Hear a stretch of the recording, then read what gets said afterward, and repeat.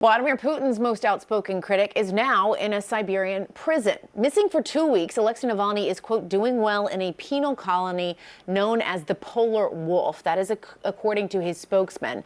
The 47-year-old opposition leader is known worldwide for his protests of Putin, which he and his supporters suspect led to his poisoning in 2020. CNN's Nada Bashir has the latest on Navalny's new prison, which is nearly 2,000 miles from where he was held before. Well, news of Alexei Navalny's whereabouts has come as a huge relief after his legal team lost contact with the jailed Kremlin critic more than 2 weeks ago. But there is still deep concern over the situation he now faces after he was located on Monday at a penal colony in northwestern Siberia, described as the Polar Wolf Colony. Now, in a statement on Monday, the director of Navalny's Anti-Corruption Foundation said that Navalny's lawyer had been able to visit him at the penal colony, adding that this particular colony is one of the most remote, with conditions known to be harsh and restricted contact with detainees. Navalny was sentenced back in August of this year to 19 years in prison after he was found guilty of extremism-related charges. He'd already been serving sentences of 11.5 years in a maximum security facility on fraud and other charges, and was believed to be held at a penal colony 150 miles east of Moscow until now. These are charges he and his legal representatives have consistently denied. Supporters believe his arrest and incarceration are a politically motivated attempt to stifle his criticism of Russian President Vladimir Putin.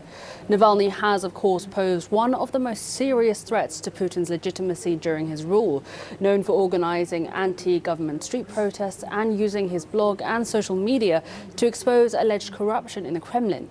His incarceration has drawn widespread international condemnation, the White House earlier this month reiterating its call for Navalny's immediate release.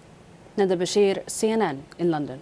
All right, Nada Bashir for us. Thanks so much. And let's discuss this further now with Steve Hall. He served as chief of Russia operations for the CIA. Steve, thanks for making time today. It's nice to see you. Let's talk first about why they want to move Navalny and did move him to Siberia. You know, these camps, like the one that Navalny has been moved to above the Arctic Circle, are some of the most harsh conditions that you can find in Russian prisons. And that's saying something. These are styled after or similar to the old Gulag system that was present in the Soviet system. Some of these camps are so remote that they don't really even have walls or fences around them, because if you manage to get out from the warmth and food that at least you're provided in a prison, even if it's in a minimal sense, you just can't escape. So it's really not, these are not places where you could just, order a deli sandwich or something like that. Very, very dangerous locations.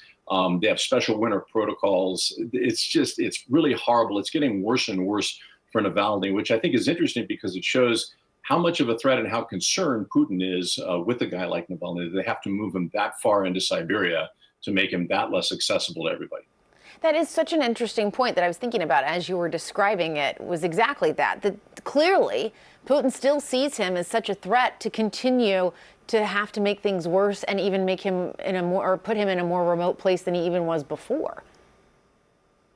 Yeah, it's interesting. I mean, the only other guy that comes to mind that you can sort of compare this to is the Russian who's now in exile in London. This is Mr. Khodorkovsky, who also decided, many years ago to try to go up against Putin, but he didn't do it as effectively as Navalny did, or didn't do it in the same way. I mean, Navalny is known by the Kremlin and by Putin and by Russians for exposing Putin's corruption, which is a real weak spot.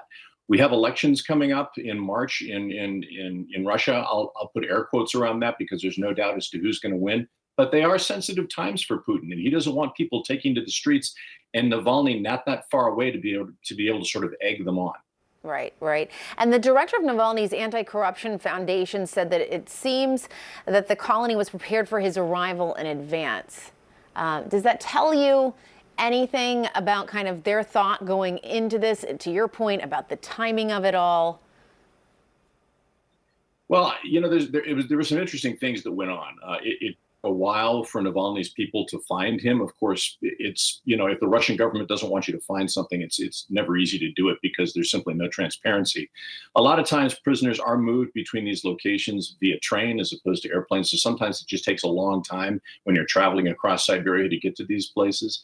But yeah, if I were the director at that prison, I would be nervous because, of course, this is, prisoner number one. This is the one that everybody is concerned about. So you've got to get this right. Doesn't surprise me that the government, gave him a heads up so that they could make the preparations necessary to make sure that he is absolutely, Navalny, that is absolutely insulated and kept apart from any part of the Russian system at all. And you described just the incredibly horrible conditions at a prison like this. We know that Putin is very threatened by Navalny.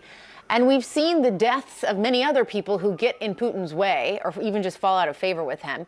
What is keeping Putin from killing Navalny at this point? What is keeping him alive?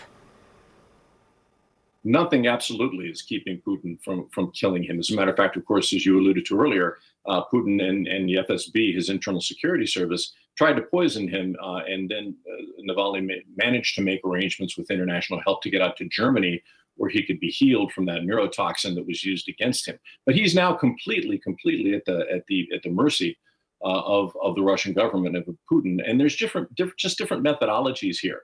I mean, I think they're concerned that if, for example, he's killed outright at this point, if he is simply stabbed or somehow, people will say, well, that was Putin's doing. They'd be absolutely right.